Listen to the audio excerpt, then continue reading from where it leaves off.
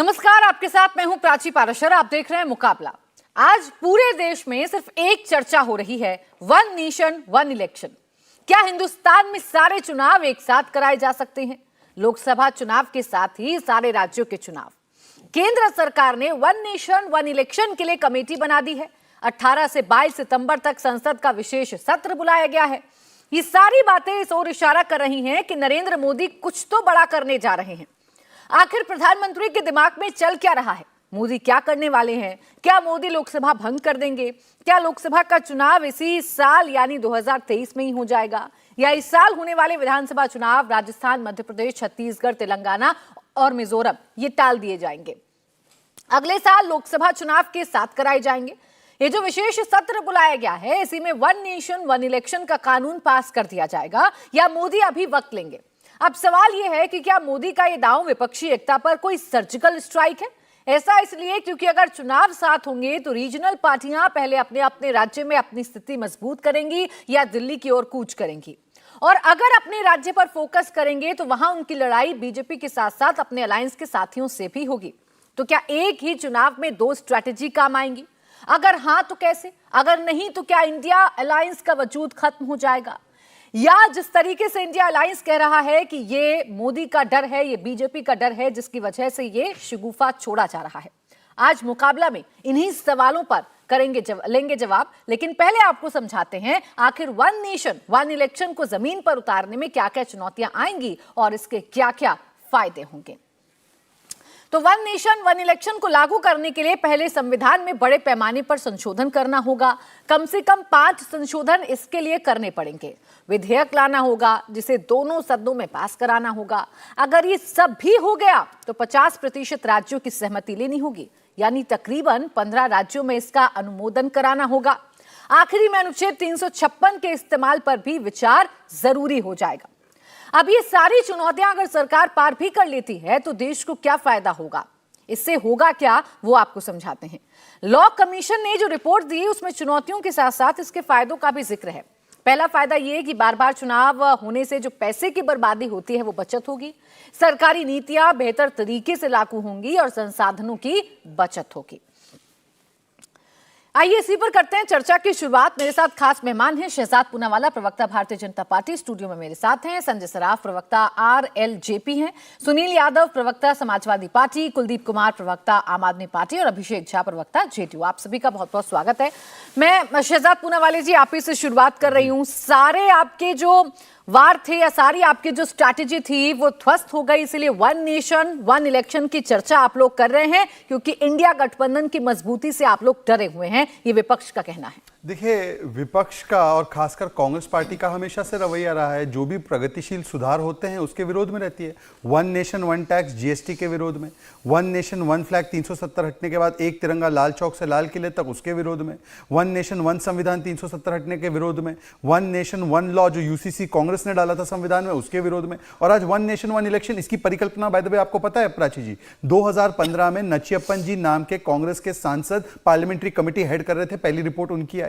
उसके बाद feasibility study सरकार ने करवाई, नीति आयोग से लेकर फिर उसके बाद 79th पार्लियामेंट्री कमेटी की रिपोर्ट हो और उसके बाद लॉ कमीशन की रिपोर्ट हो, और उसमें स्पष्ट कहा गया है कि 4 फायदे इसके दिखते हैं। 10,000 करोड़ से ज्यादा की राशि सरकार की बचेगी, पॉलिटिकल पार्टीज का पैसा खर्च होना बचेगा, जिसका मतलब कि ये लोग हमेशा क्रिप करते रहते हैं कि भाई भाजपा के पास ज्यादा है, हमारे पास नहीं है, तो उन्हीं का फायदा होगा एक तरीके से। तीसरी बात कि मॉडल कोड ऑफ कॉन्डक्ट लगने से जो व्यवधान आता है विकास के कार्यों में वो हट जाएगा, एडमिनिस्ट्रेटिव और सिक्योरिटी फोर्सेस पर दबाव कम हो जाएगा। तो ये सारी चीजों में मुझे बताइए कि कैसे कह सकते हैं कि किसी एक पार्टी का फायदा होगा। और दूसरी बात देखिए, अभी अखिलेश जी ने क्या कहा है, अखिलेश यादव जी कहते हैं कि यूपी पर प्रयोग कर लो ताकि चुनाव आयोग की क्षमता दिखाई दे। चुनाव आयोग ने तो पिछले वर्ष ही आप चेक कर लीजिएगा, चंद्रा जी ने जो सीईसी थे उस समय कहा था कि साइमल्टेनियस इलेक्शंस कराने की हमारी पूरी क्षमता है, परंतु समाजवादी पार्टी की सोच देखिए। 2018 में जब लॉ कमीशन की रिपोर्ट आई थी तो सबसे पहले उन्होंने स्वागत किया था और कहा था 2019 में हो जाना चाहिए पूरे देश में। आज क्या कह रहे हैं, उत्तर प्रदेश में प्रयोग हो जाए, मतलब कि ये सोचते हैं कि उत्तर प्रदेश जिसके वो मुखिया रहे हैं, चीफ मिनिस्टर रहे हैं, वो प्रयोग करने वाला प्रदेश है। तो उत्तर प्रदेश की जनता सावधान रहे कि ये किस प्रकार से उत्तर प्रदेश को देखते हैं। और दूसरी बात मैं कहना चाहता हूं कि आज केवल ये देखिए, ये लोग जो इकट्ठा हुए हैं वन कोalition वन नेता तो तय नहीं कर पा रहे हैं। वन कोलिशन वन लोगो तो तय नहीं कर पा रहे हैं, चलिए मत कीजिए, वन कोलिशन वन स्टैंड तो तय कर लीजिए। एक बार एक स्टैंड बता दीजिए। संजय राउत ने इनकी इंडिया अलायंस की तरफ से बताया है कि इसको नहीं होना चाहिए। समाजवादी पार्टी का जैसे मैंने बताया कि इन्होंने ऑन रिकॉर्ड राम गोपाल यादव ने स्वागत किया है। आम आदमी पार्टी का पता नहीं, ये तो यूटर्न लेते हैं, सुबह एक बात कहते हैं रात को खारिज कर देते हैं।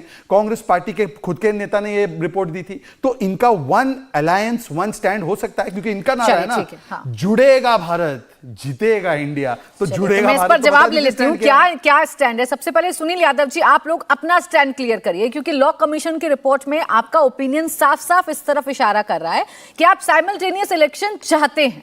इंडिया गठबंधन में आने के बाद क्या समाजवादी पार्टी का ये स्टैंड बदलेगा या आप लोग इसी पर कायम रहेंगे?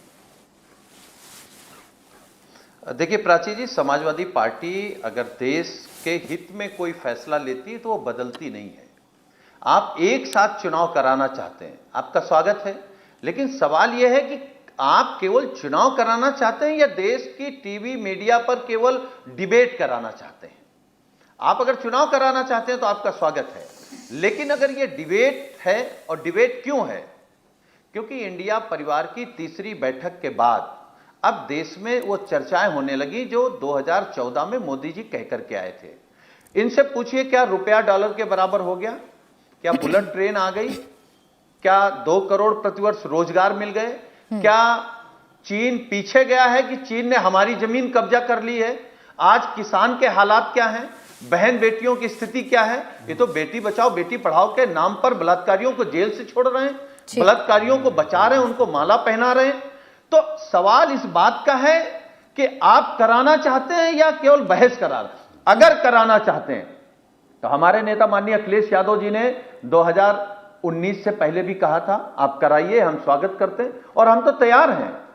क्योंकि अभी तो हम सरकार बनाना चाहते थे दिल्ली में इंडिया परिवार की, वन नेशन वन इलेक्शन, ये चुनाव करा लें, हम इनको जहां जहां राज्यों में ये सरकार में है वहां भी बाहर यानी कर सुनील देंगे। सिंह यादव जी, इसका लेकिन सीधा ये चुनाव सीधा नहीं मतलब कराएंगे। ये है कि आप लोग यानी कि समाजवादी पार्टी, सर एक सेकंड, आप लोग यानी कि समाजवादी पार्टी जो सरकार कह रही है वन नेशन वन इलेक्शन की बात, उस पर अपना समर्थन देंगे, ये मैं सीधा सीधा इसका मतलब समझूं? नहीं, देखिए मैं क्या कह रहा हूं, ये कराएंगे नहीं। ये केवल नहीं चाहते हैं कि महंगाई पर बेरोजगारी पर बहस हो, ये नहीं चाहते हैं चाइना घुस आया है उस पर बहस हो। ये देश के असल मुद्दों से बहस भटकाने की बात, असली बात क्या है प्राची जी, ये मध्य प्रदेश का चुनाव नहीं कराना चाहते, छत्तीसगढ़, राजस्थान, तेलंगाना, क्योंकि 5 राज्यों में चुनाव चलिए ठीक है, ये लोग डरे हुए हैं। चलिए सर एक सेकंड, सुनील यादव जी, देखिए डरे हुए हैं, ये प्रश्न मैंने सबसे पहले ले लिया था शहजाद पूनावाला जी से, क्योंकि आप लोग ये बात उठा रहे हैं, सबसे पहले मैंने पूछा था। लेकिन मुझे ये समझ नहीं आता कि आप लोग हाँ ना करने में क्यों इतनी देरी कर देते हैं। अगर मैंने आपसे पूछा कि सरकार अगर आज ये करती है, कमेटी का तो ऐलान हो गया ना, पूर्व राष्ट्रपति रामनाथ कोविंद अध्यक्ष होंगे, ये बात भी सामने आ गई ना, अब तो आपको ये बताना होगा ना कि हाँ या ना। अगर मगर से तो सियासत नहीं चलती, आप जानते हैं। सबसे बड़े सूबे की आपने सरकार चलाई है। हाँ करें। आपको क्या लगता है बीजेपी के साथ खड़े होकर हाँ करें, वो हाँ मानेंगे? हमारे नेता ने कहा आप कराइए उत्तर प्रदेश में, अरे पूरे देश में करा सकते हैं तो पूरे देश में कराइए। देखिए अच्छी बात होगी वन नेशन वन इलेक्शन हो जाए, एक साथ दिल्ली के साथ साथ सभी राज्यों से भी भारतीय। चलिए शहजाद जी, इस पर छोटा सा काउंटर करिएगा बस। देखिए तैयार है समाजवादी पार्टी, यहाँ इनका स्टैंड बिल्कुल नहीं बदला है। सुनील यादव जी कह रहे हैं हम बिल्कुल तैयार हैं, हमें तो जल्दी है आप लोगों को सत्ता से हटाने की। हाँ, तो देखिए मुझे लगता है फिर तो पूरे इनके गठबंधन का ये स्टैंड होना चाहिए। कल संजय राउत ने अधिकृत रूप से उनके गठबंधन की ओर से कहा है कि ये नहीं होना चाहिए, उन्होंने ये अधिकृत रूप से उसी मंच से कहा है। तो मैं सुनील साजन जी से पूछूंगा, पहले तो आप तीसरी बैठक हुई, ये तो आपका धन्यवाद है प्रभु, तीसरी बैठक हुई तभी तो आदित्य L1 लॉन्च हुआ, तीसरी बैठक हुई इसलिए चंद्रयान 3 का विक्रम लैंडर लॉन्च जमीन पर आया, और आपकी तीसरी बैठक हुई इसलिए तो अर्थ जो है वो सन के चक्कर काट रहा है, वरना नहीं होती तो क्या होता हमारा। मतलब आपकी तीसरी बैठक, आपके साथी नहीं रह पा रहे, ममता दीदी हाथ छुड़ाकर भाग गई वहां से, आप कह रहे तीसरी बैठक हुई इसलिए सब कुछ हुआ। और महिलाओं के विषय पर मान्यवर एक बात बताइए, अखिलेश जी ने आज ट्वीट किया धरियावाड़ पर, आदिवासी महिलाओं के साथ जो हुआ है, आदिवासी महिला के साथ जो हुआ है, उस पर एक ट्वीट है। आज ये विषय नहीं, मैं इसमें विषयांतर नहीं करना चाहता। आज मैं सिर्फ आपसे इतना पूछूंगा कि वन नेशन वन इलेक्शन आपके लिए अच्छा आइडिया है? नीतीश बाबू ने भी कहा अच्छा आइडिया है, आप मानते हैं ना? तो बोलिए इंडी अलायंस का स्टैंड क्या है अधिकृत रूप से? ठीक है, छोटा सा काउंटर करिएगा सुनील सिंह यादव जी, क्योंकि फिर बाकी मेहमान भी इंतजार कर रहे हैं। देखिए, मैं केवल इनको ये केवल बता दूं, बीजेपी के प्रवक्ता को, चंद्रयान गया तो पूरे देश को गर्व है, वो मोदी जी लेकर के नहीं गए हैं। नहीं, नेहरू जी ने भेजा। वो हमारे मैं कह रहा हूं नेहरू जी ने भेजा लेकर के गए हैं ना हम नेहरू जी ने भेजा। मैं तो कह रहा हूं नेहरू जी की उपलब्धि है वो। नेहरू ने शुरू किया, नेहरू जी की उपलब्धि आज भी, आदित्य भी नेहरू जी की उपलब्धि है भाई। लेकिन सारी नेहरू जी की उपलब्धि, मैं तो मान रहा हूं। आप मत करिए ये, इस तरह की बात मत करिए। उस आदमी को उपलब्धि बता रहे हैं जो कहता है कि कितने करोड़ लोग हमको वोट दिए, उस आदमी की बात कर रहे हैं जो नाली से गैस निकालता है, वो आदमी की बात कर रहे हैं। मान्यवर, मैं तो कह रहा हूं, अब बताइए नेहरू जी ने वन नेशन वन इलेक्शन चलाया था, उस पर बोल दीजिए मान्यवर। नेहरू जी के जमाने में वन नेशन वन इलेक्शन था, हम इस पर बोल दीजिए। चाहते हैं कि आप गठबंधन की बात कर रहे हैं। अरे आप तो बहुत समझदार प्रवक्ता, आप ऐसी बात क्यों कर रहे हैं? अच्छा चलिए, हम तो आपकी सुन रहे थे।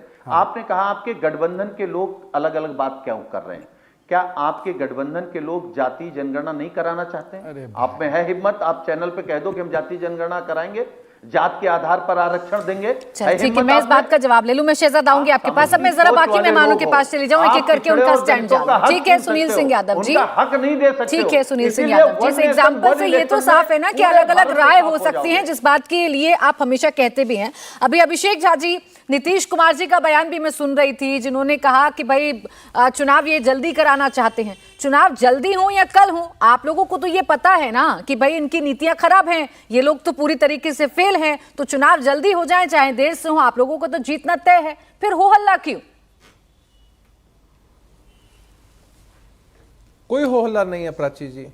हम लोग तो हमेशा चुनाव के लिए तैयार रहते हैं। हमारा मानना है कि परीक्षा की तैयारी नहीं की जाती है, परीक्षा के लिए हमेशा तैयार रहा जाता है। और हम जनता के बीच रहने वाले लोग हैं, जनता की नब्ज को समझते हैं, जानते हैं। और यही परसेप्शन हम समझ पा रहे हैं कि चूंकि भारतीय जनता पार्टी ने, आरएसएस ने एक सर्वे कराया है और ये इस बात को महसूस कर पा रहे हैं कि जैसे जैसे समय बीत रहा है, इनके सरकार के खिलाफ, इनके नेता, इनके चेहरे के खिलाफ एंटी इनकम्बेंसी बढ़ती चली जा रही है। तो ये चाह रहे हैं कि जल्दी से जल्दी ये चीजें संपन्न हो जाएं। और दूसरा, एक तरफ इंडिया अलायंस की बैठक होती है, दूसरी तरफ इस बार भारतीय जनता पार्टी के पास कोई मुद्दा नहीं होता है। तो हेडलाइंस मैनेजमेंट कैसे होगा, ध्यान कैसे भटकेगा, इसलिए संसद का विशेष सत्र बुला रहे हैं। अब संसद के विशेष सत्र में सूत्रों के हवाले से खबरें चल रही हैं कि अमुक अमुक बिल लाए जाएंगे, इन विषयों पर चर्चा होगी। हालांकि जिन भी विषयों पर चर्चा हो, चर्चा मजबूती से विपक्ष के लोग भी करेंगे और किसी भी चीज को ये देश पर थोपेंगे तो वो भी नहीं होगा। कोई भी मसौदा लाएंगे निश्चित रूप से उस पर विचार होगा। और अगर आप स्टैंड पूछे तो भाई यही है कि भाई हमारे पार्टी के संसदीय दल के नेता मिल बैठकर तय करेंगे कि किस तरफ, किस दिशा में हमें जाना है। ठीक, कुल मिलाकर अभी जो स्थिति दिख रही है वो यही है कि भारतीय जनता पार्टी के नेतृत्व में खोखला एनडीए अलायंस घबराया हुआ है। ये वन नेशन वन इलेक्शन की चर्चा कर रहे हैं। वन नेशन वन इनकम कब होगा, वन नेशन वन पेंशन कब होगा, अभी तो बहुत सारी चीजें इस वन नेशन में होने की आवश्यकता है। हालांकि चूंकि आपकी विदाई होनी है, आपको बहुत मौका नहीं मिलने वाला है काम करने का। देश की जनता ने मूड बना लिया है कि इंडिया अलायंस के साथ ही जाना है। एक प्रश्न मेरे जहन में आया, आपने कहा कि इनके खिलाफ एंटी इनकम्बेंसी बन रही है, आपने कहा कि ये लोग डर रहे हैं। पहली बात ये कि 2019 में जब प्रधानमंत्री ये जिक्र करते हैं कि वन नेशन वन इलेक्शन होना चाहिए, क्या उस वक्त भी एंटी इनकम्बेंसी थी? क्या उस वक्त भी इंडिया गठबंधन था? दूसरी बात ये, कितना वक्त रह गया सर लोकसभा चुनाव में, या कितना बदल जाएगा इस 6 महीने में, या 7 महीने में, 8 महीने में, 2 महीने में, 1 महीने में, कितना कुछ बदल जाएगा जो आपको लगता है कि इन लोगों का डर है? ये होगा कि भाई अगर ये नहीं 4-5 महीने पहले अगर ये इलेक्शन करा लेते हैं तो देश की जनता अगले 4-5 महीनों तक सुकून से रह पाएगी। ये एक बहुत बड़ा बदलाव है प्राची जी। तो फिर डर कैसे हुआ इनका, अभिषेक जी? कर रहे हैं तो करें। सुनिए ना, फिर ये इनका डर कैसे हुआ? अभी आप ही के इंडिया गठबंधन के नेता, एक सेकेंड अभिषेक जी, लगता है इंडिया गठबंधन के नेता मल्लिकार्जुन खड़गे कल मंच से कह रहे थे कि मोदी जी डराते हैं। अब मोदी जी डराते हैं या डरे हुए हैं, पहले आप तो तय करिए ना। डराने वाला डरा तो नहीं सकता है, डर तो नहीं सकता है। ये भी तय नहीं है। औरों के ख्यालातों की भी लेते हैं तलाशी, औरों के ख्यालातों के भी लेते हैं तलाशी और अपने गिरेबान में झांका नहीं जाता। ठीक। ये अपने गिरेबान में झांक कर देखे ना, मोदी जी डराने की कोशिश करते हैं एजेंसियों के माध्यम से और डरते हैं इंडिया अलायंस की मजबूती और जनता की ताकत से। ठीक है, यानी कि भाई डराने जैसे वाला समय खुद बीतेगा, डर रहा बीमारी है। बढ़ती चली जाएगी, कहीं कोई राजनीतिक कैजुअलिटी। ठीक है, चलिए मैं इस बात पर वो संजय डराने सराफ की जी आप कोशिश जरा करते हैं आप जरा इस एजेंसियों बात के पर से माध्यम से काउंटर करिए। ठीक है अभिषेक जी, यानी डरने वाला भी डर रहा है, ये बात आप कह रहे हैं। संजय सराफ जी, पहली बात तो ये कि आप डराते हैं, डराते डराते आप खुद डर जाते हैं, ये विपक्ष का कहना है। आपका जो अलायंस है, जो एनडीए अलायंस है, वो ध्वस्त हो रहा है, इसलिए जल्दबाजी है चुनाव कराने की, क्योंकि किसी भी कीमत पर सत्ता का स्वाद आप लोगों को चखना है। प्राची जी, आप खुद देख लीजिए ये कितने कंफ्यूज्ड है। इनको ये खुद ही अपने स्टेटमेंटों को कंट्राडिक्ट कर रहे हैं, खुद ही कहते हैं डराते हैं, खुद ही कहते हैं डर रहे हैं। ये है कहां पर? ये राइट साइड में है या लेफ्ट साइड में है? इनको अपने स्टेटमेंट तो कम से कम क्लियर करे।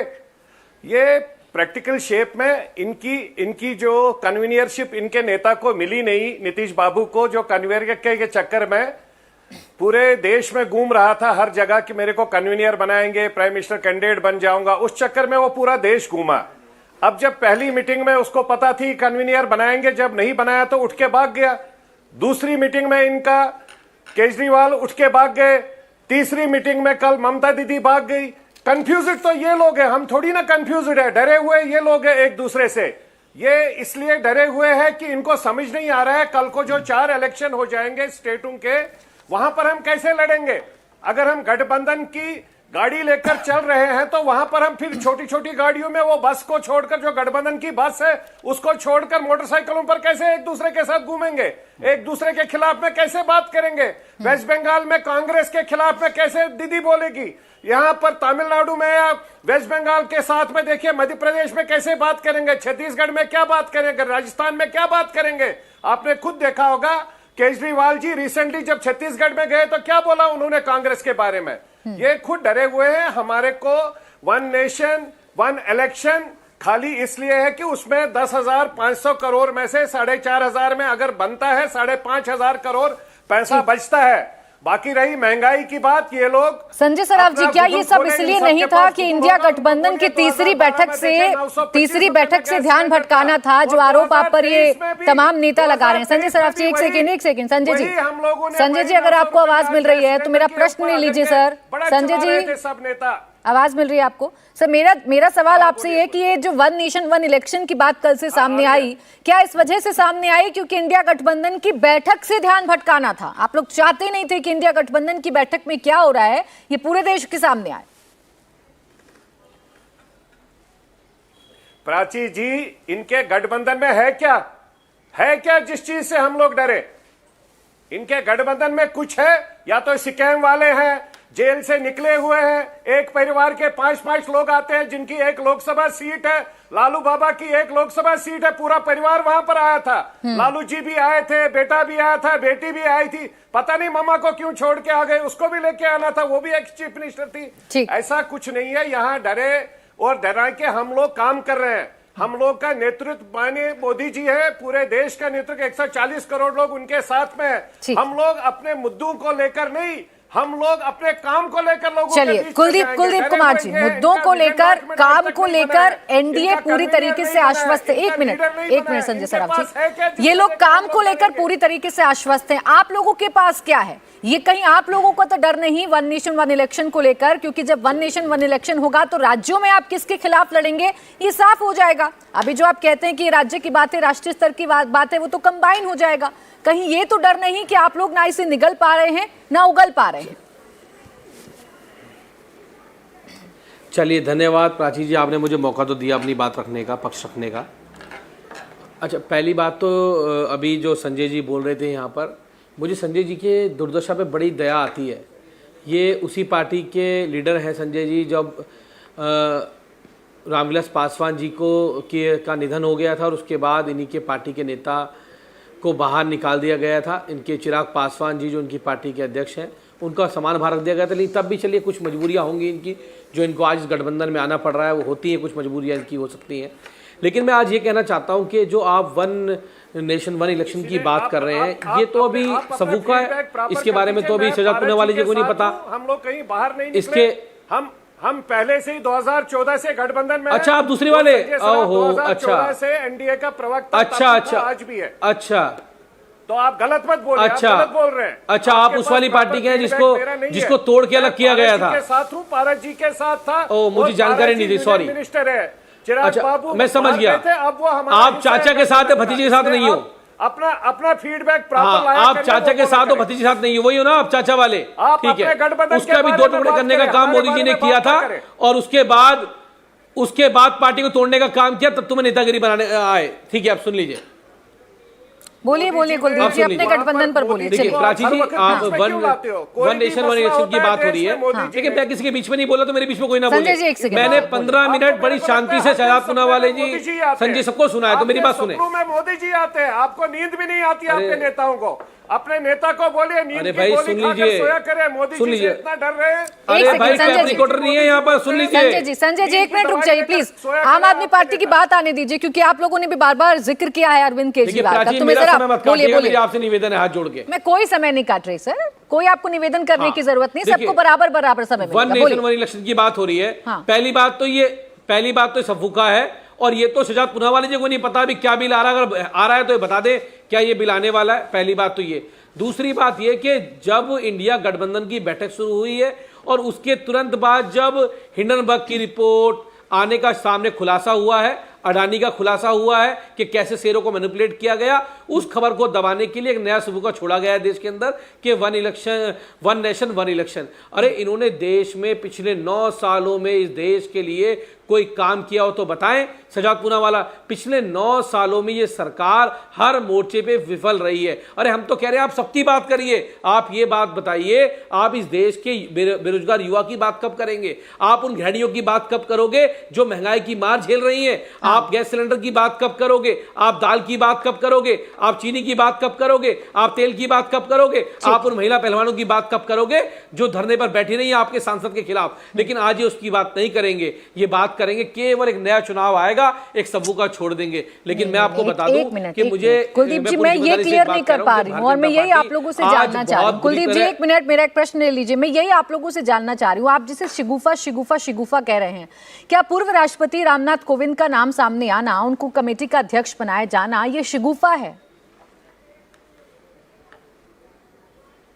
अरे सफुका तो यूसीजी का भी छोड़ा था इन्होंने, जब पता लगा कि 38 दल जो इनके साथ थे 40 चोर वाली टोली के अंदर, उनमें 4 उसके खिलाफ थे, उन्होंने कहा भाजपा कार्यालय जला देंगे। वो भी सफुका था। उसका क्या हुआ? कमेटी तो उस पर भी इन्होंने बनाई थी। तो ये मैंने कहा ना, ये केवल और केवल प्रोपगंडा खड़ा करने वाली पार्टी है। इनसे ये पूछिए ना, मुझे बताइए ना कुलदीप जी, मुझे ये बताइए, जब पता है ये शिगुफा है, आप जानते हैं कि ये लोग तो बस सिर्फ शिगुफा छोड़कर शांत हो जाते हैं, तो फिर इतना इस पर हो हल्ला क्यों? आप अपना स्टैंड क्लियर करके आगे बढ़ जाइए, मुद्दों की बात करिए कि हम वन नेशन वन इलेक्शन पर साथ हैं या नहीं। हल्ला किया? हमने तो हल्ला नहीं किया। हम तो अपने इंडिया गठबंधन है, देश के युवाओं की बात रख रहे हैं, बेरोजगारी की बात रख रहे हैं, महिलाओं की बात कर रहे हैं, देश को आगे बढ़ाने की बात कर रहे हैं, देश महिलाओं पर बात करेंगे अगर हम तो देश को आगे जाने की बात कर रहे हैं। कुलदीप जी, मैं जाना नहीं चाह रही थी, कुलदीप जी, क्योंकि मसला आज बहुत अलग है। महिलाओं की बात करेंगे तो मुझे कहते हुए बहुत शर्म आती है कि महिलाओं के नाम पर आप लोग सेलेक्टिव हैं, सब लोग सेलेक्टिव हैं। दूसरे देश में झांककर, दूसरे राज्य में झांककर जहां जिसकी सरकार है, अपने मन मुताबिक सब लोग शांति साध लेते हैं। तो ये बात मत करिएगा, क्योंकि राजस्थान का मामला बहुत ताजा है। महिलाओं का कोई हितैषी नहीं है, मुझे भी इस बात कोई हितैषी नहीं। महिला पहलवाने जो देश के लिए मेडल, महिला पहलवानों की जिक्र नहीं कर रही हूँ। जब महिला पहलवानों का मुद्दा था तो मैंने सवाल उठाए थे। आज मैं राजस्थान की बात कर रही हूँ, तो उम्मीद करूंगी कि आप राजस्थान पर चुप्पी तोड़ेंगे। छोड़ दीजिए सर, अगर आप इस टॉपिक पर जाएंगे तो बहुत लंबा खिंच जाएगा। मैं शहजाद पूनावाला जी आपके पास आ रही हूँ, इनके हर एक सवाल का आप जवाब दीजिए। ये शिगुफा है क्या? सरकार मुझे नहीं, आप राजस्थान की बात करिए, आप छत्तीसगढ़ की बात करिए, आप कहीं की बात करिए, लेकिन ये तो बता दीजिए मुझे कि राजस्थान के अंदर क्या किसी आरोपी को बचाया गया था? क्या किसी को गोद में उठाया गया था? सवाल तो आप खड़े करेंगे नहीं। अब आपके दिल में दर्द होगा नहीं, अब आपकी रूह कांपेगी नहीं, ये बात है ना। रुकिए कुलदीप जी, अब रूह नहीं कांपेगी ना, क्योंकि वीडियो राजस्थान से आया है, क्योंकि कार्रवाई हो गई है, तो रूह नहीं कांपेगी उस वीडियो को देखकर। वो मेरी बहन है, वो मेरी टीवी बहन चैनल्स है। पर आकर नहीं, बहन नहीं। कह देने से आपका देश के फर्ज नहीं किसी हो भी जाएगा। कोने में मेरी उतना बहनों ही के साथ हंगामा गलत करिए, होगा, उतने मैं ही उसके बाद सेंसिटिव उठाऊंगा, होइए और वहां की जितना सरकार बाकी की राज्यों के लिए जिम्मेदारी होते हैं। अब एक मिनट रुक जाइए। शहजाद पूनावाला जी, आप पर जो आरोप हैं आपके तमाम विपक्षी साथियों के, वो ये हैं कि आप एक्चुअली देश के हर मुद्दे से ध्यान भटकाना चाहते हैं। कुलदीप जी एक सेकंड, आपका समय पूरा हो गया था, अब एक मिनट रुकिए। आपको देश के तमाम मुद्दों से ध्यान भटकाना है क्योंकि लोग इतनी मुखरता से बोल रहे हैं। कुलदीप जी रुकिए ना प्लीज, आपको पूरा समय मिला है क्योंकि ये लोग मुखरता से मुद्दे उठा रहे हैं, महंगाई की बात, अडानी की बात, भ्रष्टाचार की बात, बेरोजगारी की बात ये लोग कर रहे हैं। इससे डर है आप लोगों को, बौखलाहट है। कुलदीप जी रुकिए प्लीज, बोलिए शहजाद जी। कुलदीप जी, यदि आप चाहें तो मैं आपको 30 सेकंड दे देता हूं, पर फिर उसके बाद मुझे हस्तक्षेप मत कीजिएगा। आप चाहें तो ले सकते हैं मेरे से 30 सेकंड, आप बोल दीजिए, फिर उसके बाद आप ये हस्तक्षेप तो मत आपका कीजिए। काम है, ये मेरा नहीं है। ये आपका काम है, मेरा नहीं है। बीच में बोलने का काम आपका, मेरा नहीं है। मैं तो अपने समय पे बोलता हूँ, ठीक मुझे है पता सर, तो अपने समय का मैं थोड़ा सा बोलता हूँ, इंतजार बोलता कर नहीं, लीजिए। सुनता आपका भी नहीं एक दूसरे एक सर रुकिए ना, आपका मैं एक मोदी एक जी आरोप, मैं तो आपको एक राजनीतिक सवाल का सुचिता जवाब के दे तौर दो। पे बोलिए। ईमानदारी से 30 सेकंड ऑफर कर रहा था। यदि आपको उसमें भी बुरा लगा तो माफी चाहता हूं मैं आपसे, आप बड़े हैं मुझसे, विधायक हैं। ईमानदारी तो चलिए। भाजपाइयों के पास है नहीं ना। चलिए, ठीक है, उनके हर कुलदीप जी। चीज में बेईमानी है। अब आपसी बहस अच्छी में डिबेट पढ़ने में से भी अच्छा, और, आपसी बहस में पढ़ने courtesy से रखने अच्छा का भी चलन आइए नहीं चर्चा चला कर है। लेते हैं इस चलिए। बात पर कि ये लोग मुद्दे से क्यों भटकाते हैं। आपको मैं महंगाई एक-एक पर करके चर्चा नहीं उनको करनी। मेरा हाँ, मैं आपको सबका जवाब देता हूं, बेरोजगारी मैंने पर सारी चर्चा चीजें नहीं नोट की है। देखिए, आज संयोग से मेरे तीनों जो मित्र हैं जो बैठे विपक्षी पार्टी से, A for Abhishek, S for Sajan ji और K for Kuldeep Kumar, ask, ये सिर्फ आस्क करेंगे, ये अपना कोई स्टैंड नहीं बताएंगे। अब इनका पहला आरोप है कि हम ध्यान भटका रहे। प्राची जी, क्या हमने आपका हाथ मरोड़ के कहा 5 बजे की डिबेट ये करो? हमने आपको रोका? और प्राची जी, मान लीजिए कल ये तीसरी बैठक कर रहे थे, उन्होंने कल रेजोल्यूशन निकाला as far as possible, give and take, उसके बदले सामाजिक जन कल्याण के लिए 3 पॉलिसी बता देते, राष्ट्रीय सुरक्षा पे 3 पॉलिसी बता देते, महंगाई पर 3 पॉलिसी बता देते। एक सेकंड प्राची कुलदीप जी जी, रुक जाइए प्लीज। प्राची कुलदीप जी, जी, आप जानते ये हैं तरीका कि नहीं ऐसे है, दिस इज माहौल नॉट द डिस्टर्ब वे, हो जाता है ना। दिस एक इज नॉट द मिनट, वे। मैं आपसे इतनी तो मैंने उम्मीद तो कर आपको सकती हूँ ऑफर ना, भी किया 30 आप सेकंड नई अपने समय से। राजनीति, नई दिशा, नई देश देखिए, की बात इंडिया टीवी करते आप तय हैं तो कीजिए प्लीज कि मैं कैसे डिबेट कुलदीप जी करूं। एक मैंने मिनट रुक अपने जाइए। समय से भी ऑफर देखिए, किया। मैं नहीं चाहती कि मैं किसी की आवाज को क्या डाउन तरीका करूं, है उसके भाई? बाद को फिर दूसरा नेता बहुत बोले। अच्छा एक है, सेकंड, एक बहुत सेकंड अच्छा है। शहजाद। संजय शर्मा बीच में बोले सर थे, सुनिए आपने ना, क्यों टोका उनको? मैंने टोका था सर, आप लोग सुनते नहीं है, मैंने यही एक आप भी में बार नहीं दिक्कत बोला है, भाई। आप सुनते नहीं मैंने है। किसके बीच में नहीं बोला? टोका आपने। और ये बच्चों का खेल चल रहा है क्या कि उसने मेरा खेल बिगाड़ा तो मैं भी खेल बिगाड़ूंगा? और मैंने अरे तो किसी नेता के हैं बीच आप में लोग, नहीं अपनी बोला। अपनी पार्टी को रिप्रेजेंट कर रहे हैं, प्लीज सर। और मैंने किसी के बीच में प्राची नहीं जी, बोला, मैंने तो उल्टा कुलदीप जी, अपना मैंने समय उनको ऑफर भी किया। टोका था, मेरी आपसे रिक्वेस्ट मैंने है, उनको आप भी इसको टोका था तरीके सर, समय दीजिए, इसको मैंने वापस उनको कर भी दीजिए। टोका था। मैं आपकी रिक्वेस्ट सुन चुकी हूँ, सीधा आपके पास आऊंगी। अब 2 मिनट दे दीजिए, बोलिए। कुलदीप जी, मैं आपको फिर से एक बार छोटे भाई की हैसियत से, यदि आपको बोलना है 30 सेकंड ले लीजिए, पर मेरे बीच में मत बोलिए। बोलिए शहजाद, वो बाद में बोलेंगे, मैं बोलिए। आपको ताना नहीं मार रहा हूं, मैं आपसे रिक्वेस्ट कर रहा हूं, पर मेरे बीच में मत अरे बोलिए। आप एंकर हैं क्या जो आप समय दोगे मुझे? अरे सर, आप आपसी एंकर विवाद हो क्या में जो आप मत मुझे समय उलझिए दोगे? प्लीज। शहजाद आप बोलिए, ठीक चलिए, है, मैं मतलब आपके कि पास आप मेरे आऊंगी। बीच में कुलदीप कम से जी। कम नहीं बोलेंगे, हाँ, वो नहीं इसलिए बोलेंगे, मैं वो नहीं आपको बोलेंगे, रिक्वेस्ट बोलिए करूंगा। बोलिए। देखिए, आप संजय अब जी मैं प्लीज आप भी एक-एक रुक करके जाइए। बहुत सारे सवाल का संजय जी, जवाब है, मैं हाँ। देना चाहता हूं, और मुझे लगता है राजनीतिक शुचिता और ये भी होना चाहिए डिबेट्स में।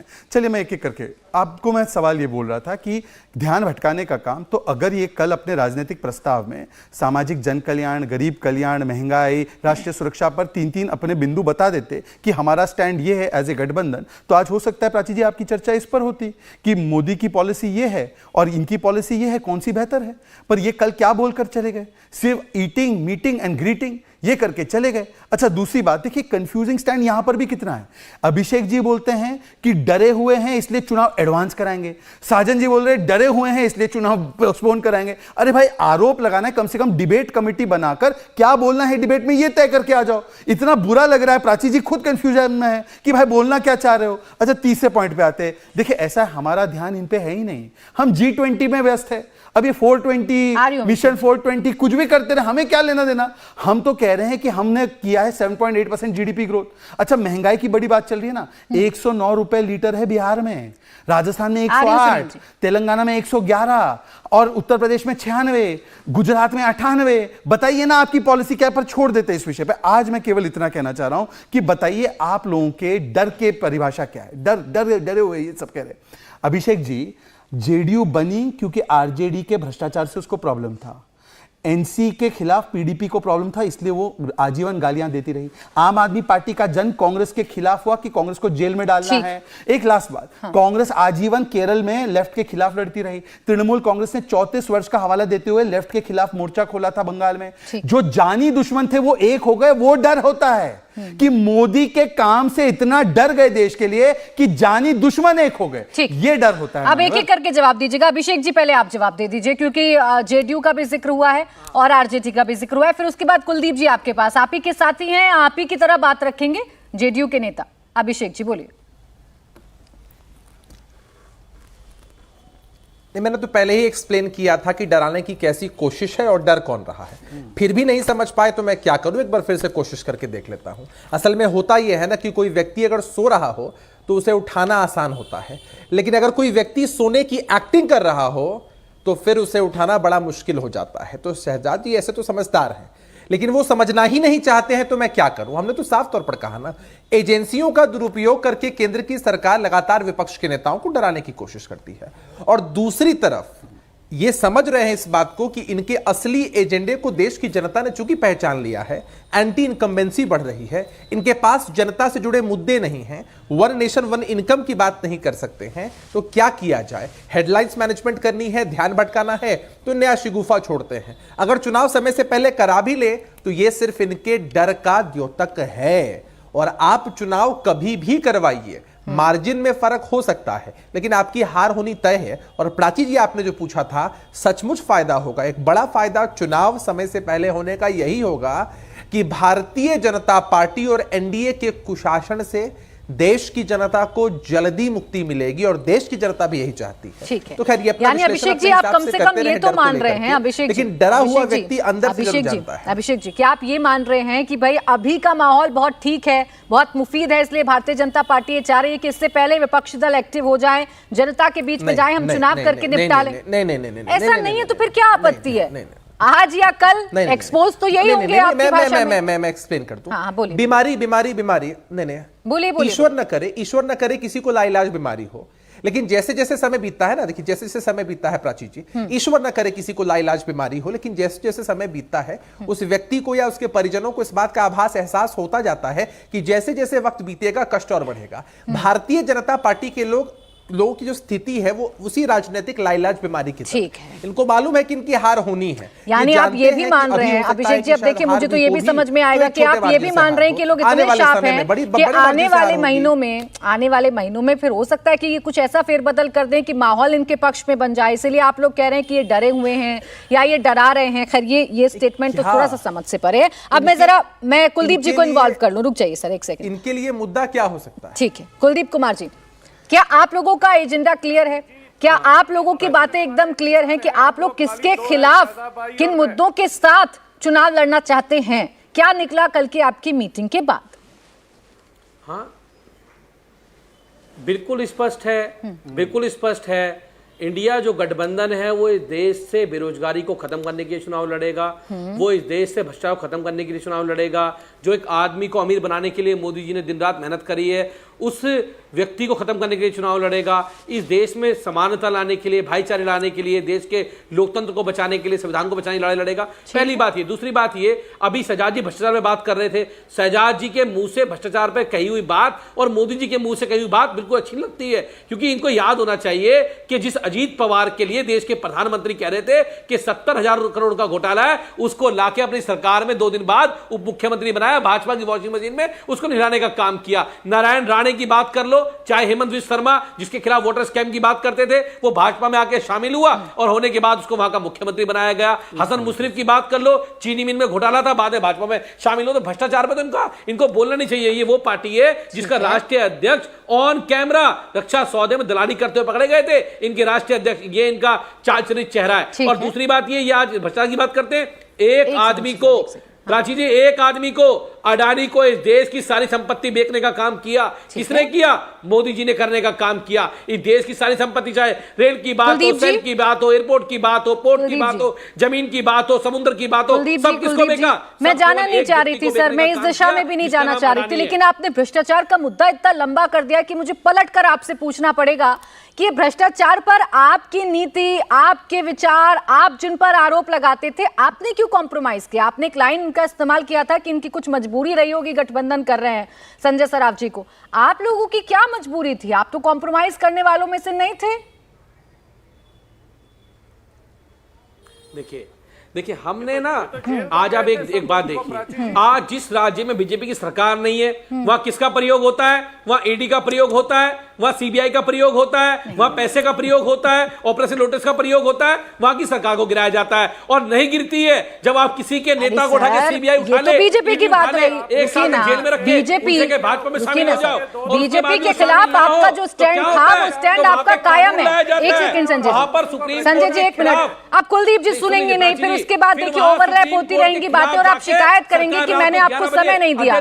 मैं आपको भरपूर समय दे रही हूँ, लेकिन मेरे प्रश्न का जवाब दीजिए आप। एक मिनट, कुलदीप जी, बीजेपी के खिलाफ तो आपका स्टैंड क्लियर है। मैं मान गई ये लोग भ्रष्टाचारी हैं आपके कहने पर, मैं पूछूंगी शहजाद पूनावाला जी से, लेकिन आप मेरी बात का जवाब दीजिए ना। लालू प्रसाद यादव जो आपकी नजर में बहुत बड़े भ्रष्टाचारी थे, कल उसी मंच से खड़े होकर बता रहे हैं कि पशुपालन में उन्होंने कितना घोटाला किया और कितना नहीं किया। उस वक्त आपको नहीं नजर आई अपनी नीति, तब नहीं नजर आया कि भ्रष्टाचार इस देश के लिए कितना खतरनाक है। देखिए प्राची जी वही मैं आपसे कह रहा हूं कि ये सवाल अगर आप भाजपा वालों से पूछते, देश के प्रधानमंत्री से पूछते, कि उनसे पूछते कि 2 दिन पहले जिसको भ्रष्टाचारी बता रहे थे उसको शामिल क्यों कर लिया पार्टी के अंदर? आपने पूछा उनसे, आपका प्रश्न आपसे पूछूंगी, आप मुझे नहीं बताएंगे ना कि मुझे शहजाद पूनावाला से क्या पूछना है और क्या नहीं पूछना है। भ्रष्टाचार पर आप अगर डिबेट को लेकर आए हैं, भ्रष्टाचार पर अगर आप सवाल कर रहे हैं, तो पहले मैं आपसे काउंटर करूंगी, उसके बाद मैं शहजाद पूनावाला जी के पास जाऊंगी। बहुत हुई भ्रष्टाचार की मार अब की बार मोदी सरकार, क्या हुआ मोदी सरकार का? क्या हुआ उस मोदी सरकार का? यानी आपके पास जवाब नहीं, यानी आपके पास जवाब नहीं है, आपके पास जवाब नहीं है कुलदीप कुमार जी। आप बेशक कहते रहिए कि मैंने इनसे पूछा कि नहीं पूछा, डिबेट को आप लेकर गए थे भ्रष्टाचार के मुद्दे पर, मैं नहीं लेकर गई थी। तो मुझे काउंटर आपसे पूछना था कि आपकी नीति कहां चली गई, आपके विचार कहां चले गए। आप 1 मिनट रुक जाइएगा कुलदीप जी, मैंने आपको पूरा मौका दिया है। मैंने विचारधारा आज भी वही है। मैं 30 क्या विचारधारा? हमारी 8 साल की सरकार के अंदर 1 रुपए का भ्रष्टाचार साबित नहीं कर पाई बीजेपी। अरे तो फिर उन लोगों के साथ क्यों जाकर खड़े हो गए जो भ्रष्टाचारी थे? कुलदीप जी, सवाल तो मेरा ये था, ये अजीत पवार के साथ कॉम्प्रोमाइज कर रहे हैं, तो आप क्या कर रहे हैं लालू प्रसाद यादव के साथ? इस देश के सबसे बड़े भ्रष्टाचारी नेता तो मोदी जी हैं। 1 मिनट में आ रही, देश के सबसे बड़े भ्रष्टाचारी नेता तो मोदी जी हैं। अपने एक दोस्त को फायदा पहुंचाने के लिए। अब मैं जवाब ले रही हूँ, मैं आपसे उम्मीद ये करूंगी कुलदीप कुमार जी कि आप शांत रहेंगे, बीच में बोलेंगे नहीं, क्योंकि ये सवाल आपके लिए बहुत इंपॉर्टेंट है, तो मैं इनका जवाब देना चाह रही हूँ। शहजाद पूनावाला जी शांत थे, वो शांत थे, आपके बाकी साथी भी कह देंगे। शहजाद पूनावाला जी, भ्रष्टाचार पर आप लोगों की नीति बहुत खराब है। अजीत पवार वाला बयान कोई भूला नहीं है कि कैसे प्रधानमंत्री नरेंद्र मोदी ने बोला था, आज वो आपके साथ है ना, क्यों? ठीक, 30 सेकंड बिना हस्तक्षेप के रिक्वेस्ट। Kuldeep ji please. इन्होंने कहा ना कि भ्रष्टाचार बड़ा मुद्दा है। 2 दिन पहले का ट्वीट है, अलका लांबा, आपके ठगों से सावधान, ये महाठग है। अलका लांबा जी का 2 दिन पुराना ट्वीट है। अब मैं तो कह रहा हूं बाकी सब छोड़ दो, साबित किसी के ऊपर नहीं हुआ ये कह रहे थे अभी, पर लालू जी के ऊपर 4 बार साबित हुआ है। लालू जी पर स्टैंड और अलका जी के ट्वीट पर स्टैंड, क्योंकि अलका जी वही व्यक्ति है जिसने, ईडी ने जब कार्रवाई मनीष सिसोदिया पर की तो पूरे दिल्ली में पोस्टर लगवाया कि सही कार्रवाई हुई है। अब वो गलत था या आप सही हो और लालू जी गलत है, ये बता दीजिए। आपने हमें तो घोषित कर दिया है, जनता जानती है, जनता को पता है कौन ईमानदार है, कौन भ्रष्टाचारी है। पर मैं आपसे रिक्वेस्ट कर रहा हूं, लालू जी 4 बार कन्विक्टेड है और अलका लांबा ने आपके बारे में कहा ये सही है गलत है। चलिए जवाब दे दीजिए। पार्टी के एमएलए हैं, उन्होंने छोड़ दीजिए, वो सब आपके साथ ही क्या बोला बता दीजिए। आप बता दीजिए ना इस पर क्या बोला, बताइए ना। वो गलत आरोप है। चलिए मैंने बोल दिया, अब अलका लांबा का बता दीजिए। मैं कह रहा हूं गलत आरोप है, आप बता दीजिए अलका लांबा का क्या है। कुलदीप जी, आपने मुझे उस एमएलए का पूछा ना, सुन लीजिए ना कुलदीप जी, एक मैच्योर संवाद करते हैं। मैं आपको रिस्पेक्ट भी दे रहा हूं, इसीलिए रिस्पेक्ट दे रहा हूं क्योंकि आप विधायक भी। सुन लीजिए, मैं तो कह रहा हूं सीधे तौर से कि भाजपा उस गलत बयान का खंडन करती है। अब बताइए, आप खंडन करते हैं अलका लांबा का?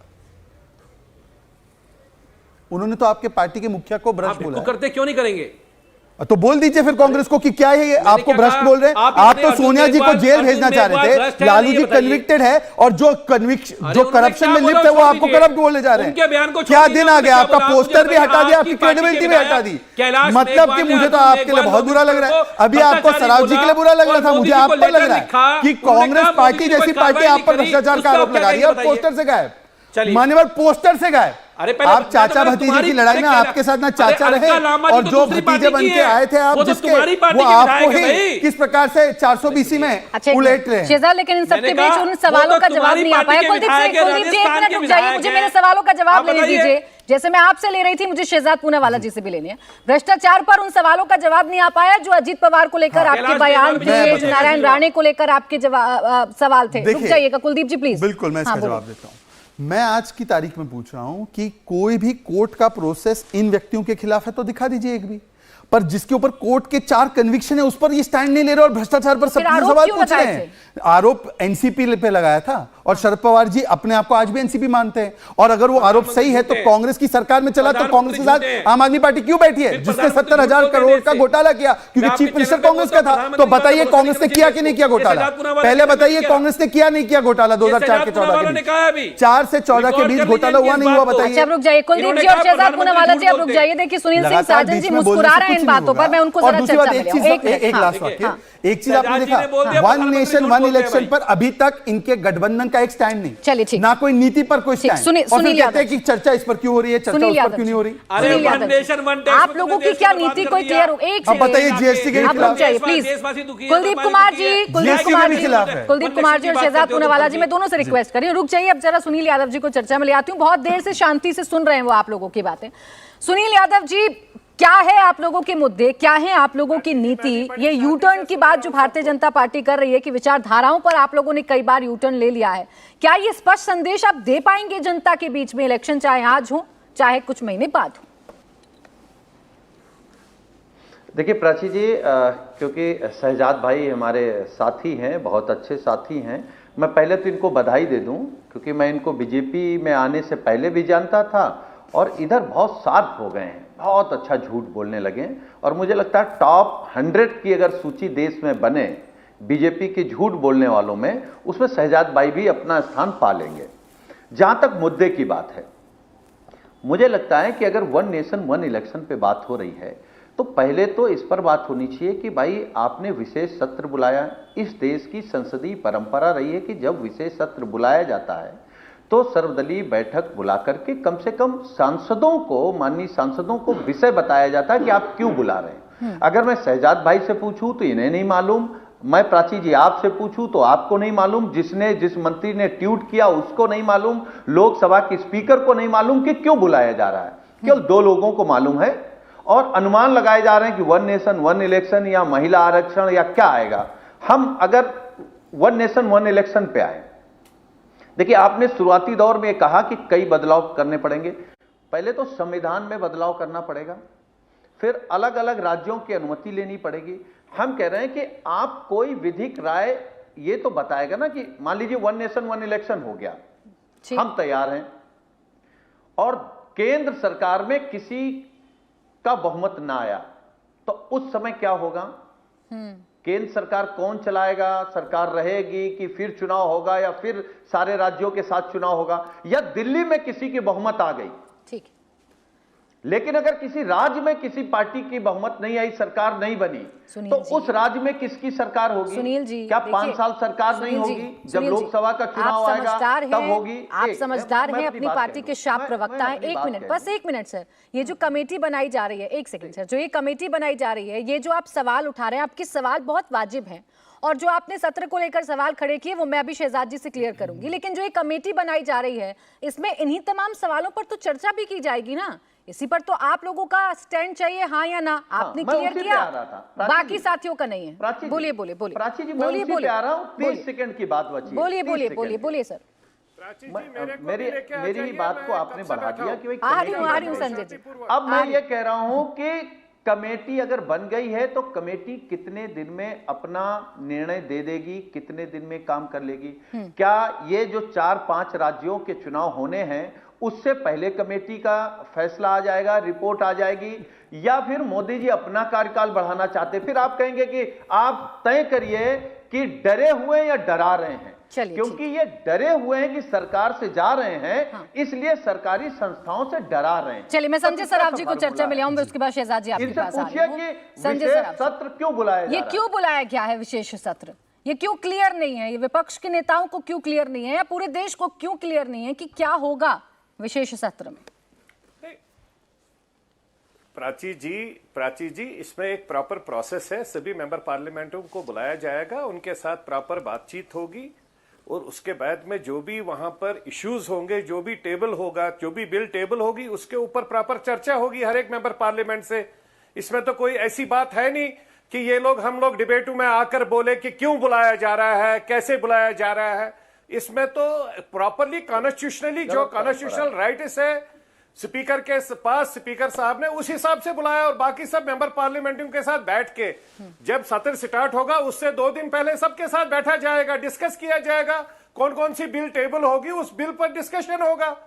तो ये अभी लेकिन ऐसे ही थोड़ी ना विशेष सत्र बुला लिया जाता है। मैं शहजाद जी आपसे इस बात का जवाब चाहूंगी। संजय सराफ जी, ऐसे ही थोड़ी ना आप संसद का विशेष सत्र बुला लेंगे, कुछ तो मसौदा होगा ना। शहजाद जी आप इस बात का जवाब दीजिए, क्या मसौदा है आप लोगों के? हाँ, मैं सारी चीजें देखिए, अगर टॉप 10 की लिस्ट बनेगी ना संवैधानिक प्रक्रिया न समझने वालों की, तो उसमें मेरे भाई साजन जी का नाम पहले नंबर पर जरूर होगा, क्योंकि साजन जी भी जानते हैं कि राष्ट्रपति सेशन बुलाती हैं, उसके बाद उसकी घोषणा की जाती है, स्पीकर की अध्यक्षता में ऑल पार्टी मीटिंग बीएसी उसके बाद ही होती है, जिसमें सांसदों का ऐसा विशेष अधिकार होता है कि मेरे लिए ये मुमकिन भी नहीं है कि मैं बोलूं, क्योंकि वो हस्तक्षेप माना जाएगा कि क्या एजेंडा होगा। मतलब सांसदों को ही पहली प्राथमिकता देते हुए स्पीकर साहब एजेंडा तय करते हैं और पार्लियामेंट में किस प्रकार से, किस रूप में, कैसे चर्चा होगी उसको तय करते हैं। तो मुझे बताइए मान्यवर कि अगर ये छुपाने छिपाने की बात होती तो घोषणा क्यों करते? पहली बात। दूसरी बात देखिए, अब ये बोल रहे हैं कि इसमें ये आ जाएगा तो ऐसा हो जाएगा, वैसा हो जाएगा।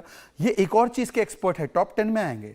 ड्राफ्ट देखने से पहले ही विरोध शुरू। आज ड्राफ्ट देखा नहीं है, क्या प्रावधान है पता नहीं है, रूप प्रारूप पता नहीं, तो विरोध किस बात का? सिद्धांत का कम से कम स्वागत कीजिए। सिद्धांत का स्वागत नहीं करते, बच्चा पैदा होने से पहले मुंडन करवाते हैं। ठीक है सर, मेरे पास समय बस यही तक था। मैं सुनील जी आपके पास नहीं आ पाऊंगी, माफी चाहूंगी आपसे। बहुत बहुत शुक्रिया आप सभी खास मेहमानों का हमारे साथ इस चर्चा में जुड़ने के लिए। इंडिया टीवी हर वक्त हर जगह डाउनलोड करने के लिए सर्च करें India TV news Google play store या ऐप स्टोर पर।